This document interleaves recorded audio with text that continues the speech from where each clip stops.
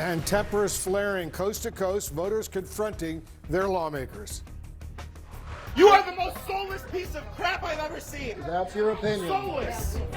Soulless. Sir, get up, sir. A tense face-off at a town hall in Illinois. Democratic Congressman Sean Casten was confronted by pro-Palestinian protesters angry over Israel's attacks on Gaza. Police ultimately asked the congressman to end the event early. You have an issue. If you have a question, we can address that in the question period. Paid for by Israel.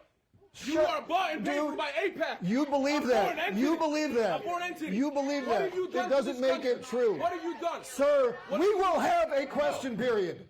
If you cannot behave respectfully, This is your nation's flag. if you cannot behave respectfully, then leave. This is your flag.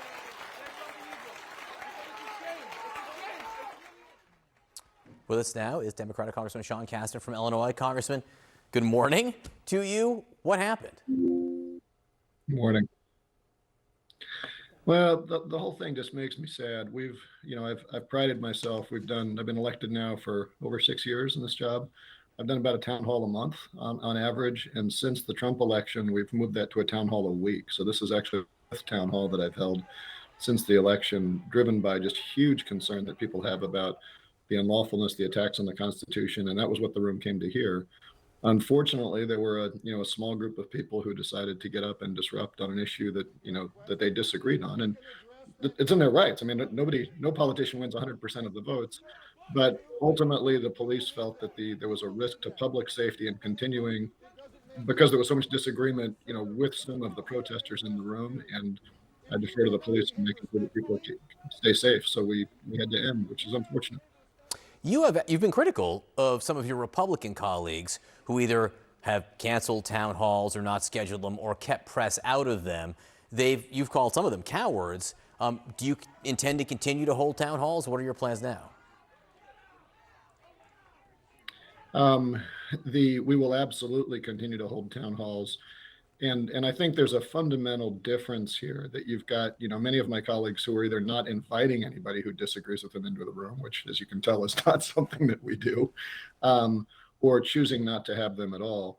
I think the challenge in this particular case is when you have people in the room who are at odds with other people in the room, and that in turn creating a public safety issue, we need to be very sensitive about how we do that. So, on a going forward basis, I think we're going to have to be much more deferential to what the local police feel is a safe way to do the town hall. But I think it's important for us to continue to make sure that we have these avenues for civil discourse and disagreement. Congressman, I want to ask you about Robert Kennedy Jr. and some comments that he made, the Secretary of Health and Human Services, on the bird flu. One of the things that he suggested was possibly, and he didn't use these words, but let it rip in a few places, let the chickens pass it on in certain confined areas to see which ones might be immune so that they can then try to breed the ones that are immune and expand from there. I saw on your Twitter feed you had some criticism over that. Look, the germ theory of disease is real. Vaccines save lives, and it is hard to process the fact that the senior health official in the United States is at odds with the scientific enlightenment. I mean, this is truly Stone Age thinking. We've seen what happens when you allow diseases to run rampant in societies. I mean, that was the plague, right? I think I mentioned on my Twitter that the Irish potato famine, if you do nothing when a blight is spreading that affects a major feed crop, people starve to death.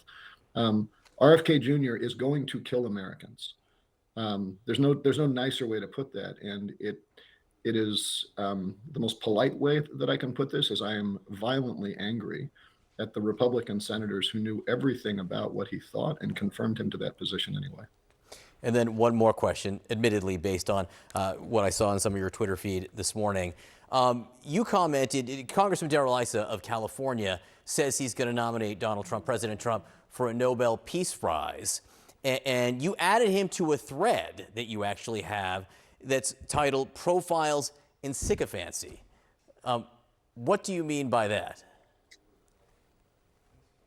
Well, I'd encourage you to check out the thread. It is ridiculous how many of my colleagues have chosen, rather than to defend the Constitution, rather than to defend the integrity of the Congress, are out there suggesting that they're going to nominate Donald Trump for a peace prize. Claudia Tenney wants to add his face to Mount Rushmore. There's multiple members who want to put his face on currency. I mean, this is a cult. These are not serious people. And, we can have informed policy conversations about why that's stupid, or we can ridicule them. In either case, I think they should be treated with 100% of the respect that they've earned. And that's what we're trying to do here. All right, Congressman Sean Casten, we do appreciate you waking up after the interesting night you had. Thanks for being with us. CNN correspondent Arlette Saenz joins us now with the very latest. Arlette, you have to wonder how productive these town halls are at this point when they devolve so quickly. At the same time, though, I mean, these lawmakers need to be talking to their constituents. That's right. And Congressman Sean Casten was on our air in the last hour and actually said he thinks that these town halls need to continue. He said that they're vital for civil discourse and disagreement. But he did acknowledge that maybe they need to work with law enforcement to make sure that these town halls are safe if there are going to be disagreements, either with the lawmakers or constituents who have gathered there. But right now in this moment, neither party is immune from hearing this frustration from voters. You heard the pro-Palestinian protesters there confronting Congressman Sean Casten. You've also heard Democrats who have heard from constituents that they're upset that they're not doing more to push back on Trump. And on the Republican side, a lot of lawmakers who are holding town halls are hearing criticism about the DOGE cuts that Trump has been making. Here's one of those moments with Wyoming Congresswoman Harriet Hageman just last night.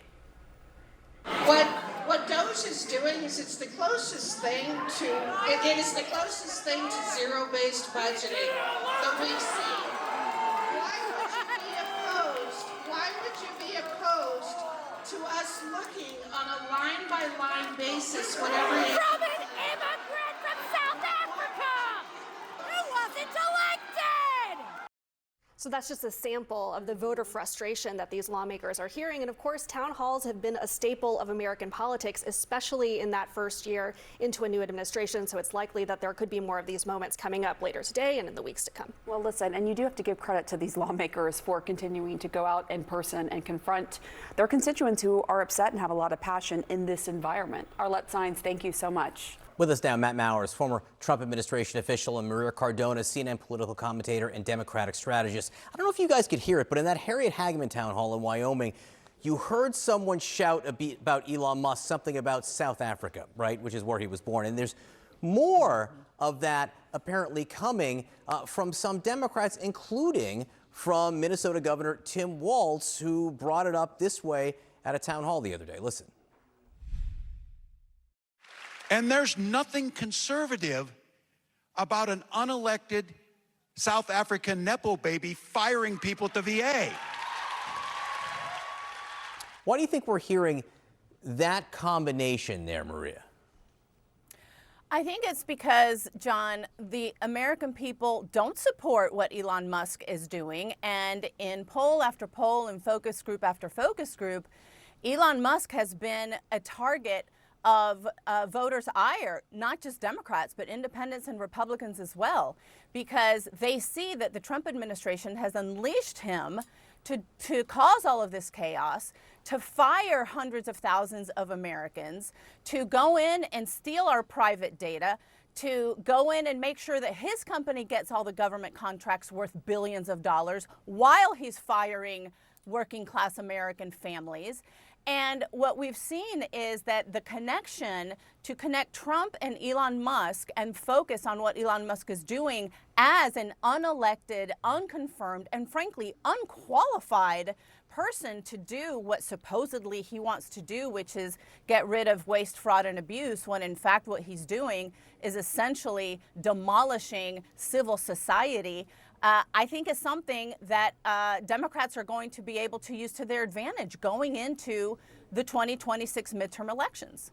You know, Matt, some of the criticism, the New York Times in its write-up of Tim Walz noted, some of that criticism of Musk, be it the South Africa, the Nepo baby part of it, aligns a little bit with what Steve Bannon has said in some of his critique of Elon Musk. They don't see eye to eye on everything. No, but I mean, look, I've been on many shows with Maria where she hasn't been afraid to throw around the Z word, xenophobia, and that's exactly what we saw Tim Walz and others use. They're trying to use tropes right now to try disenfranchise, essentially, an individual who is an American citizen, who is volunteering their time, and is simply working at the request of the duly elected president of the United States to help enact his goal, which he was elected on, the mandate he was elected on, which is to actually turn upside down the system and to break down the federal bureaucracy and return more and more of it into the hands of the people. In fact, he's actually empowering civil society by the fact that he's not going to have unelected bureaucrats making decisions for everyday Americans anymore. He's going to ensure that those decisions are made at the community, local, and state level. And that's what you're seeing the administration do right now. And the fact that they're falling back on these really xenophobic tropes in order to try to diminish the accomplishments that they've had really tells you why the Democratic Party right now is sitting around a 23% approval rating. And so they want to stick around the bottom of the barrel approval rating right now. I encourage them to keep it up.